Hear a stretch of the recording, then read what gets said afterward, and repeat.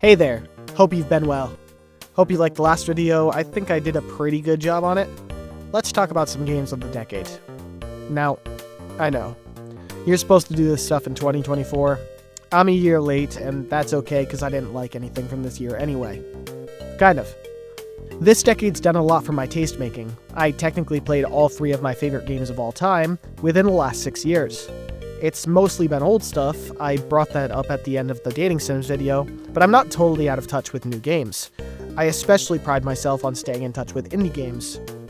I should get this out of the way, but if you've seen anything from this channel, you know my taste isn't going to fall in line with the popular stuff. Case in point, I've only got one big budget game in this entire list. Whether this warrants you continuing to watch or not, that's up to you, but this isn't going to be the usual Ragnarok, Tears of the Kingdom, Hollow Knight Silksong sort of video about the most popular games ever. Anyway. Before we get into things, let's talk trends. Video game remakes. It feels really bizarre seeing the state of video game remakes really across the last 10 years, but especially in the last 6. Because of Pokemon Leaf Green, Heart Gold, Ocarina of Time 3D, Star Fox 64 3D, I've always felt a certain love and excitement for remakes as a kid, letting me experience masterpieces that I was just a little too young to experience when they came out. It feels very weird to me seeing games that I grew up with, games that I've let become part of my life for years, get remakes intended for people who are much younger than me. Again, weird statement to make because I'm not particularly old, I'm in my mid-20s. But video games are a young medium, with discourse primarily coalesced by very young people. I'll talk about 2 games here. They released last year. They're remakes of games I played and loved in high school, Persona 3 Reload and Silent Hill 2. Prior to the release of these games, I had this mindset that I didn't particularly want a remake to be a complete replacement of the game, but instead something with flaws that can stand as an equal to the original. I grew a bit of a resentment towards the remakes I just talked about because that's pretty much what they do. They render the original art obsolete. But now, I don't know, man. I'm honestly not sure where to stand on that opinion anymore. It honestly really frustrates me how both of these remakes feel just about exactly 50% better and 50% worse than the original. I play Persona 3 Reload and miss the art direction and challenge of the original. Then I play the original and I find that I cannot stand the early 2000s anime dubbed voice acting, and I find tactics to be more of a chore than anything else. Why couldn't Persona 3 Reload be a challenging game with manual party members? Shin Megami Tensei does that. And I know this is tired discourse, but why doesn't this game have the female protagonist route? I play the Silent Hill 2 remake and I miss the more concise nature of the dungeons in the game. But then I play the original and I forget how brain-dead easy it is. It was so refreshing to actually die a lot in the Silent Hill 2 remake, and it made the game scarier. But why do so many of the trip-hop songs in the remakes sound like garbage when they nailed most of the soundtrack? Ugh. I speak all of this fair criticism just to say that Fatal Frame 2 is getting a remake. I'm very excited for it, and I'm buying it day one, so I'm as much of a sucker as the rest of you. I'm gonna move on. In 2020 and 2021, I really loved 2 particular video games and named them my games of the year. They don't make my top 5, and 2021's Game of the Year has since been replaced for me, but let's give them credit. Amori was a blast. I don't think it does anything particularly special for an RPG Maker game. Instead, it felt great to see a game so reminiscent of that wave of popularity for RPG Maker horror games from about 2011 to 2015. I adore RPG Maker games, especially RPG Maker horror games explicitly because of that era. Because of PewDiePie's Mad Father, Misao, and Witch's House and Eve playthroughs, and Luca Jean's Space Funeral Let's Play. I haven't played Amori since 2021, and when I get that RPG Maker itch, I'll go for Eve, Space Funeral, Witch's House, One Shot, and especially Yume Tuki. But the game, despite how dark it got, brought a lot of comfort and happiness into my life during what was a pretty difficult time for just about everybody. On the other hand, my game of the year in 2021 was Shin Megami Tensei 5. I'm a huge Megami Tensei fan, and this game was teased in 2017, right when I'd become a fan of the series. At the time the game released, I never actually waited for a game for that long that actually ended up coming out, and I ended up loving it. At the time. I insist that this game is still better than either of the Shin Megami Tensei 4s, never really got the hype for those games. It's better than the first game and maybe Strange Journey. Not quite as good as 2 or 3, but weirdly enough, it took until Vengeance came out, the director's cut that fixed most of the major issues people had with this game, before I realized just how unfinished it feels. And yes, Vengeance is really excellent, but it didn't fix everything. For me, it's the lack of any compelling dungeon design, and especially that ending section, which still feels totally half-finished. The latter they fixed a tiny bit, but the former they doubled down on more than anything. I'm kind of okay with games embracing open-world design, even if it's not necessarily my thing, but when it comes at the cost of great level design within dungeons, that frustrates me. By the way, shout out Tears of the Kingdom. Just a shout out. Anything else? Baldur's Gate 3 was a lot of fun. New Horizons made me stop caring about modern Animal Crossing. Void Stranger is sick and I need to play more of it. Pokemon Legends Arceus was the best Pokemon game in a decade, and Scarlet and Violet were a step down, and Legends ZA looks awful. Persona 5 Royal is the best game ever. It's a 2019 director's cut of a 2016 game that was released in 2020. Doesn't count. Yume Tuki is the best game ever, and it's gotten some incredible updates this decade. It's a game from 2007, it obviously doesn't count, but those updates make this game bigger than basically my entire top 5 combined. Really excited to make that favorite Yume Tuki Worlds video in like a year and a half or something.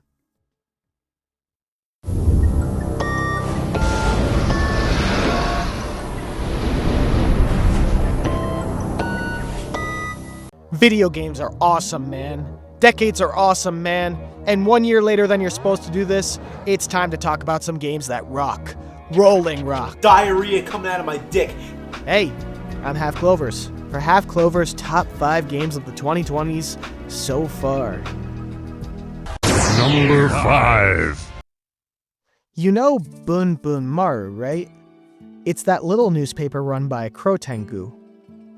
I'd recommend most of the time that you don't pay too much mind to it, but for all of the exaggerating, there's actually some truth behind it.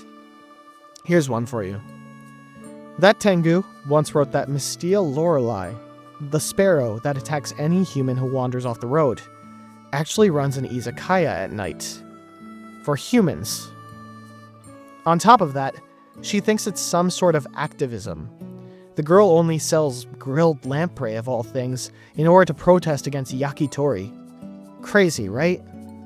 Well, some have actually started to see that girl in the village, buying groceries. The Hakure maiden really should take care of her already. Look, I love Touhou Project to death. I became a fan of this series pretty instantly when I played Embodiment of Scarlet Devil in November of 2019, which basically means I got into the series this decade, but I don't really care for the Touhou games that came out this decade. I'm usually first and foremost a fan of Touhou's official material. I think the fan works are largely overrated, but the latest Danmaku games came and went for me. So for me, it's been the literature, the old stuff, and a couple of fan works. Touhou Mistia's Izakaya was a game built for me. I hate the cozy games trend, but I'm a reluctant fan of the games that fall into it. And a game where you get to thoroughly explore Gensokyo, not as a yokai exterminator, but a yokai just trying to run a restaurant? Crazy. Hunting for ingredients, forming friendship with Touhou's most famous characters, Kosuzu Motori herself is one of your helpers. It's a great time. The main portion of the game starts slow to a crawl in fact. You just have to wait for customers to actually show up, and even then, they've got to decide what they want. But the easygoing music keeps you entertained. As Mistia starts prepping meals, she begins to sing songs in the form of teensy rhythm microgames. The more she sings, the more agile she becomes, and customers continue to pile in. The music picks up a little, and so does your income. Hey, that's Wriggle Nightbug. She likes weird shit. Grill up some fried cucarachas. Actually, let's throw in some peaches in there too. Maybe she'll like that.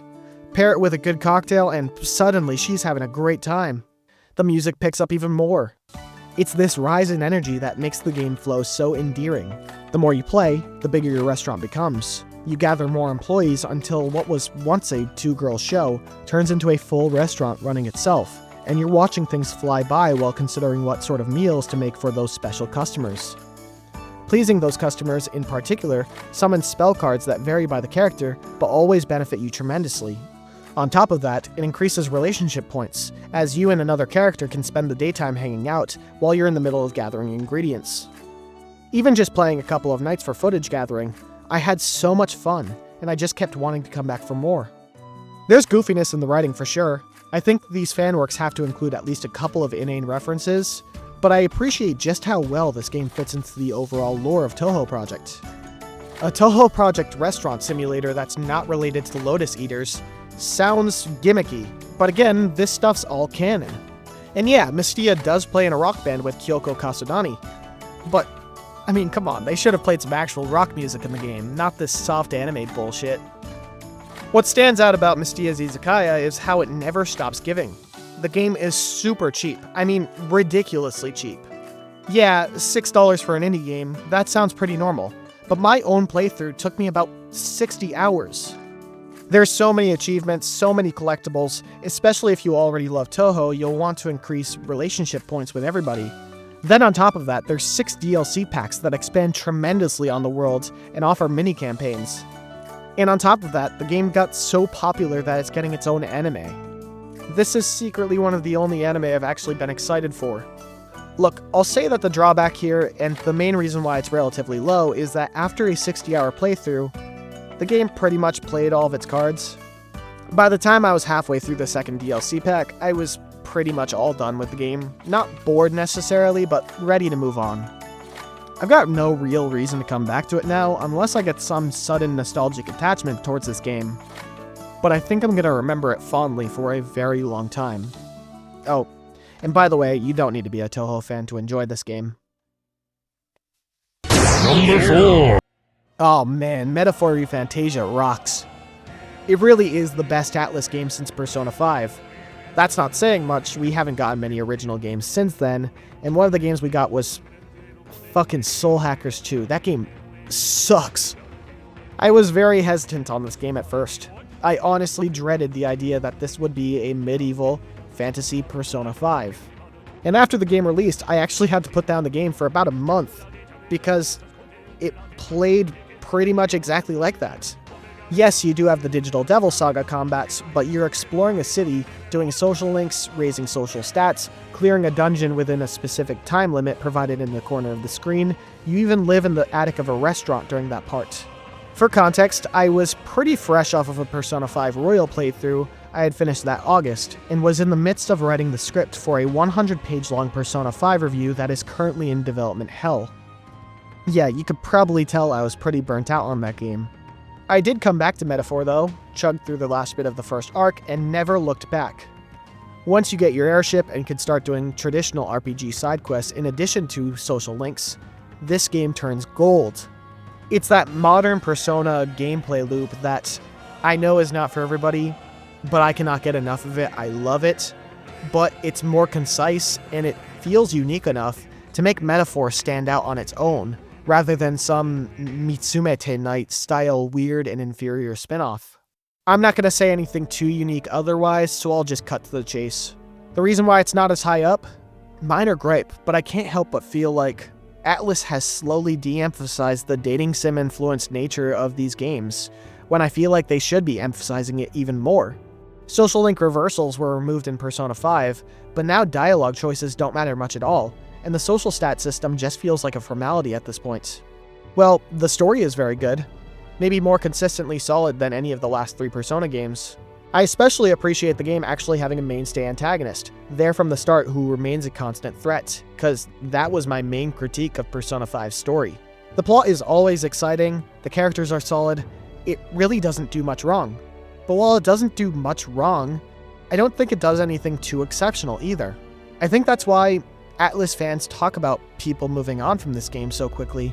The writing's more consistent than Persona 5, I'm never going to argue that Persona 5's story is better than this game, but it lacks something as special as the Kamoshida arc, or the third semester, or even something infamous like the Ryuji and Morgana beef.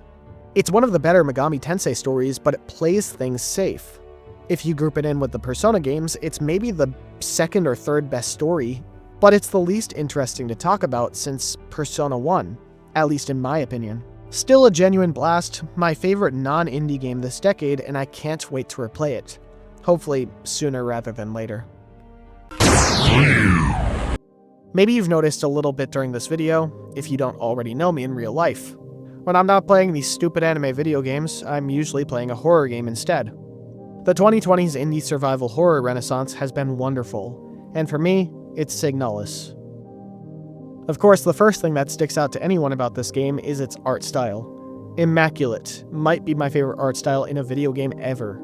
And the constant switching back and forth between the anime style, the first-person adventure, and the top-down perspective of the majority of the game makes this game stick out from the rest of the PS1 style indie games, which, let's be honest, is very overdone at this point.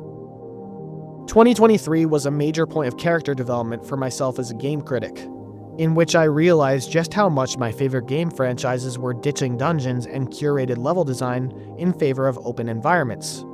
It bothered me a lot. Signalis brings everything right back to classic Resident Evil and Silent Hill, and I love it. The level design is so tight and compact, but save points are just far enough to make you worry, and puzzles are consistently fantastic. Not hurt your brain levels of abstract, but you really do have to think outside the box with a lot of these. Likewise, Signalis isn't the scariest game in the world.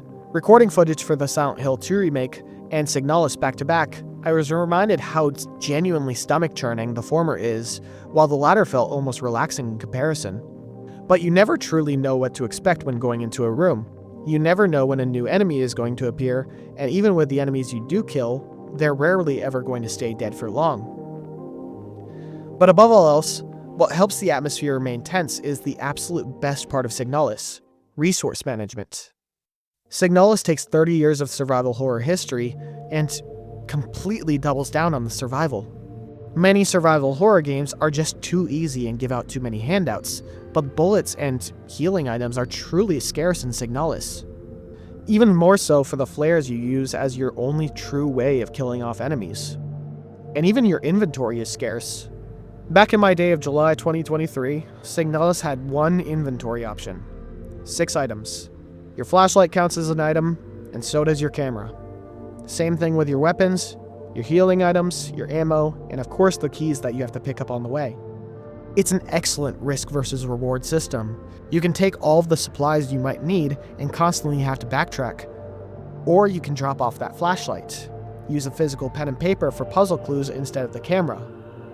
You might drop off your extra ammo and healing items, and by the end of the game you might be ballsy enough that you drop off all of your weapons and embrace stealth. There's tough decisions to make, but it helps keep the game fun and refreshing across its entire length.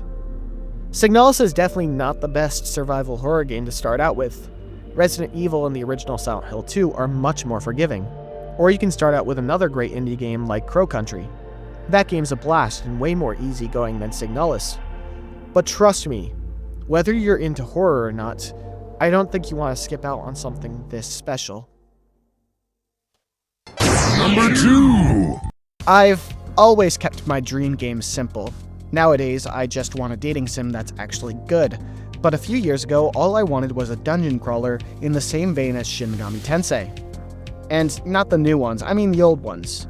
Jank-ass, first-person, dungeon-crawling Shin Megami Tensei. I know not everyone likes these games. I love them.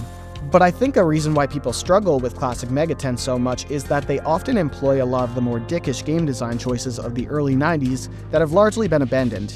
Kind of annoying UI, especially in SMT1, high enemy encounter rates, level design tricks that might force the player to backtrack and lose progress, and let me re-traumatize anyone who played If by bringing up the World of Sloth.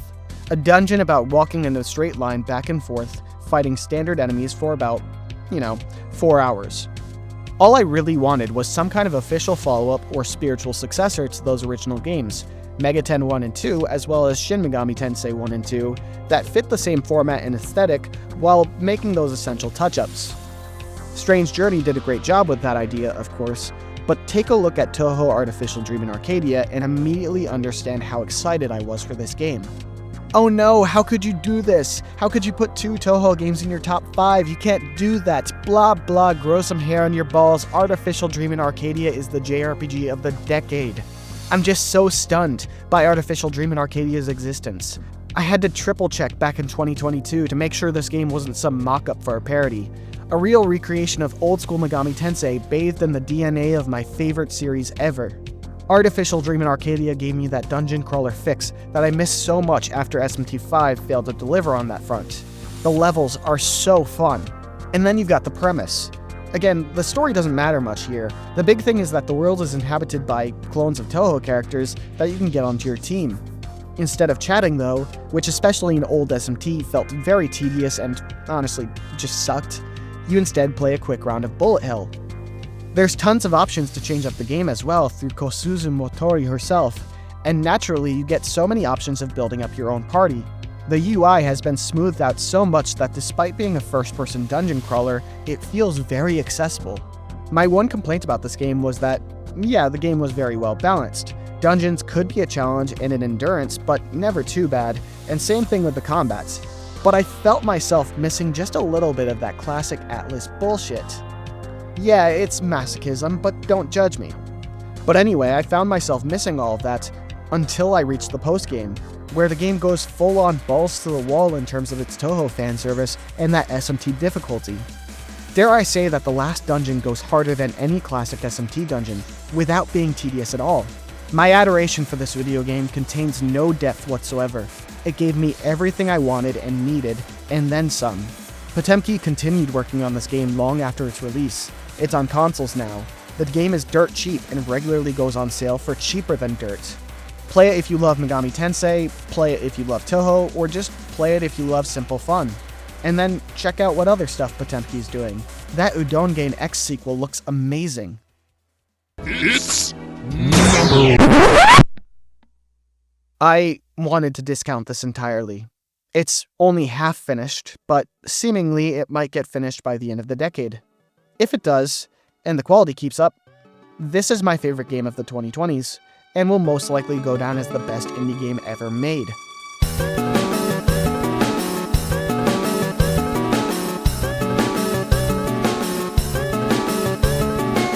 I loved Undertale, especially for its characters and writing. So many amazing, innovative ideas, but in terms of gameplay, I felt that the game could have done so much more.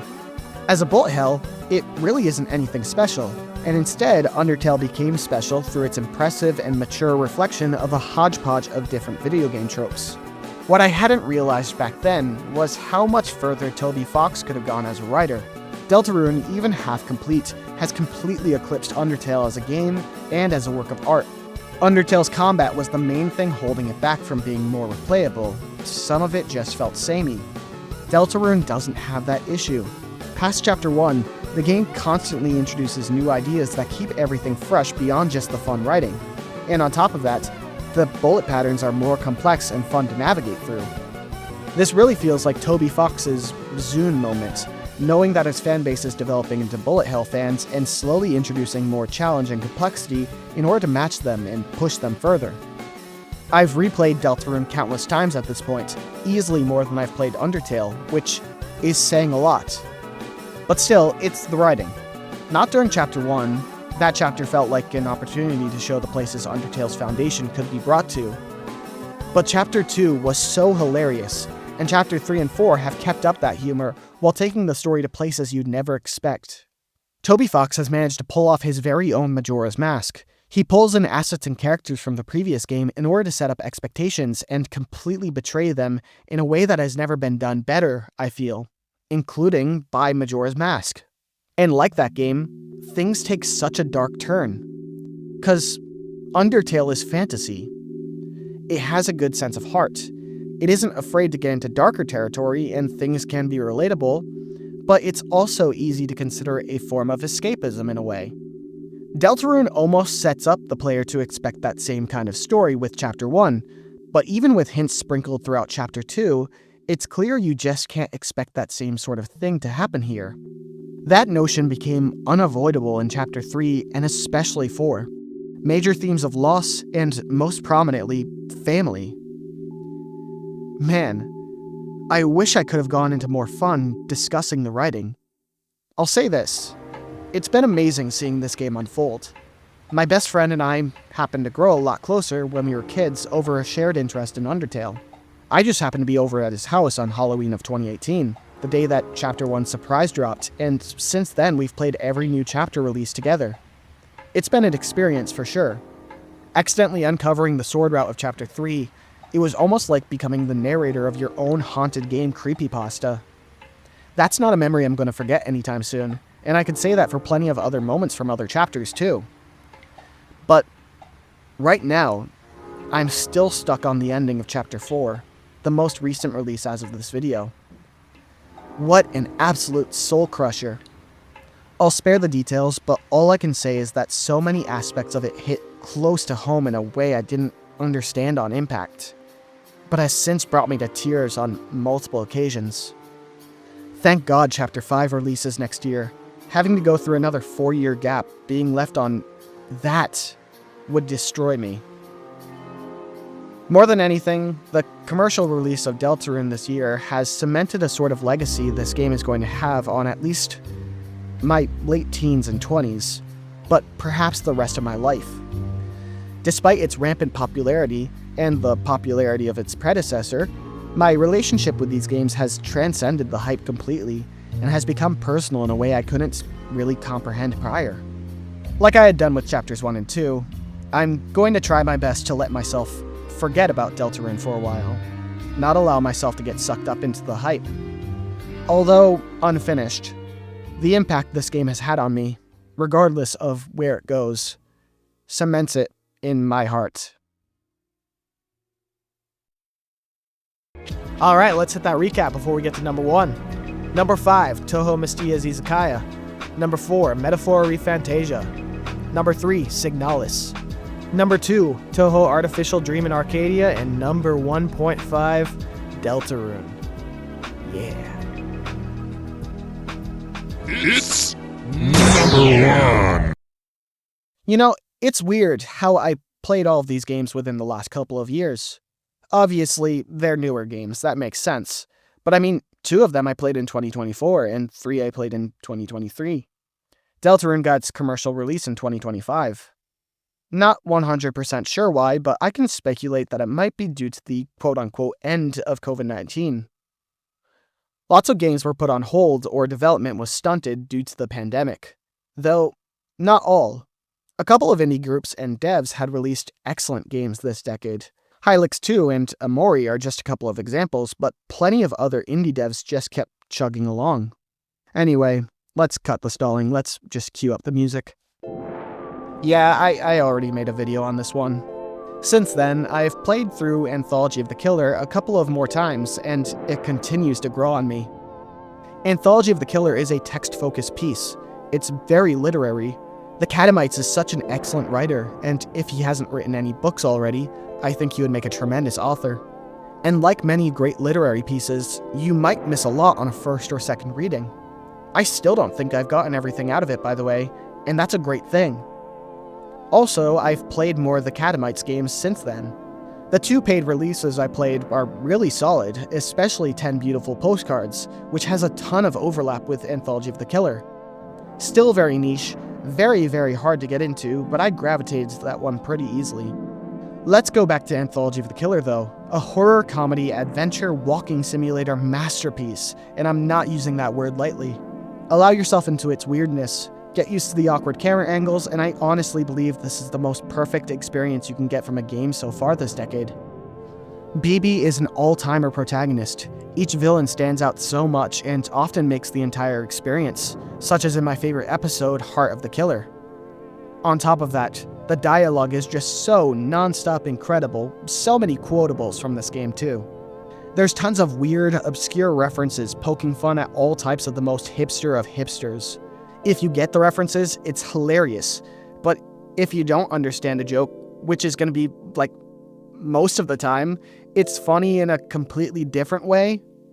It's the most hilarious game I've played in years, but nothing here is surface level.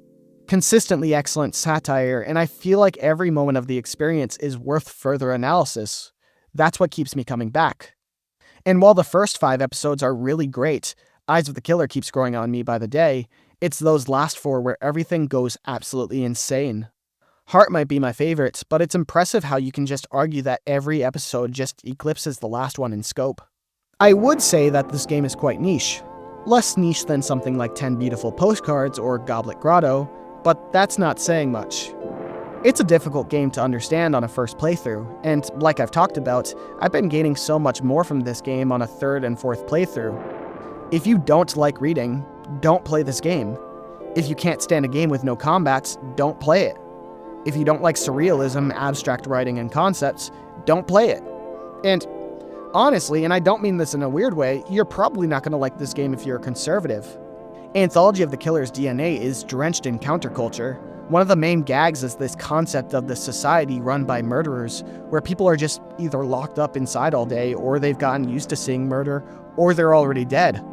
This society, sparked by the killer himself, this mysterious, symbolic figure who inspired all of the other murderers. And it turns out the police are actually worse than any of these guys. To add to that, the last chapter really lays down some heavy implication on what the killer represents. Maybe it takes a couple of playthroughs, but once you find it, it's really hard to ignore. A ton of the satire is focused on the nature of authority, actually.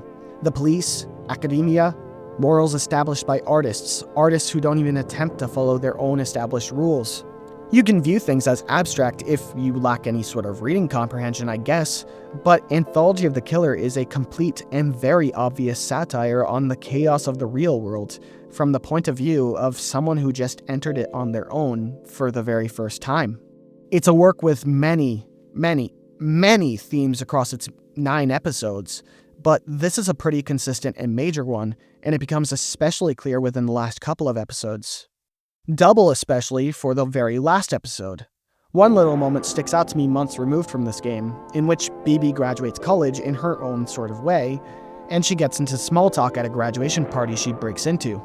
Here she implies that she imagines the rest of the graduates pretty much have no idea with what they're doing with their lives, only to find out that everybody else pretty much has it all sorted out.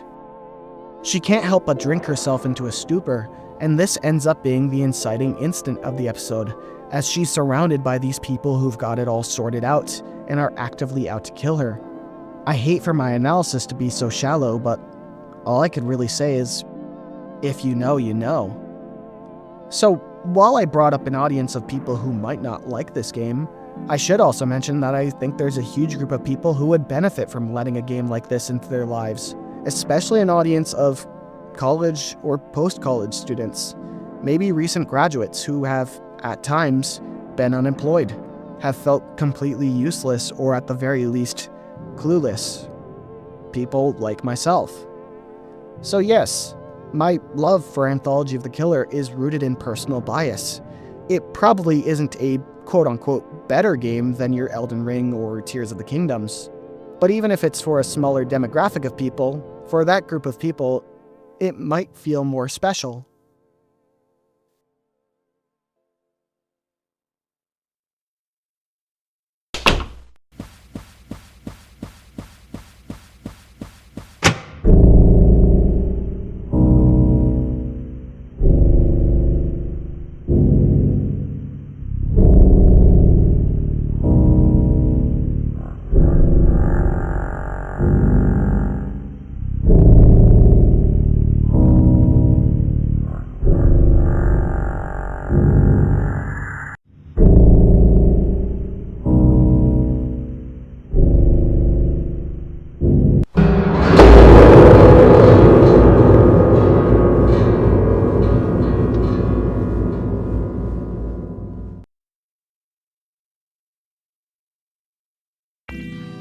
Video games are great. Contrary to the words of social media doomers, video games aren't a dying medium. They're not getting worse, and every era has its own awkward phase of stupid trends and classic franchises getting worse. Play old games. They're great. That's most of what I play. But look out for what's coming out or what's been recently released. Follow other people with tastes similar and different to yours. Follow social media. Mistia's Izakaya I discovered through clicking on Toho pages on Steam. I played Signalis because the YouTuber NitroRad loved it, and I like NitroRad. Artificial Dream and Arcadia I found on my Twitter Discover page. Same thing with Undertale. The now retired YouTuber Balrog posted about it there when it had just come out, and I played it and loved it, which led me to discovering Deltarune. In Anthology of the Killer, I just randomly clicked on the Catamites releases page on Backlogged and found out that a new game was releasing in a week. This is a super long-winded way of saying that none of these games, yes, including Undertale, were these extremely hyped-up video games. Metaphor is the only example of that being the case. I stumbled upon them, and they ended up becoming some of my favorites ever. This is how you can discover your next favorite, or maybe you've already discovered it. Look, I normally don't check out the comments on my videos. I'm shy, and it's bad for my mental health, man. But throw some games in that have really touched your heart. You never know who might play them and end up adoring them. Okay, that's it. Thank you, and I hope to see you all soon. Bye-bye.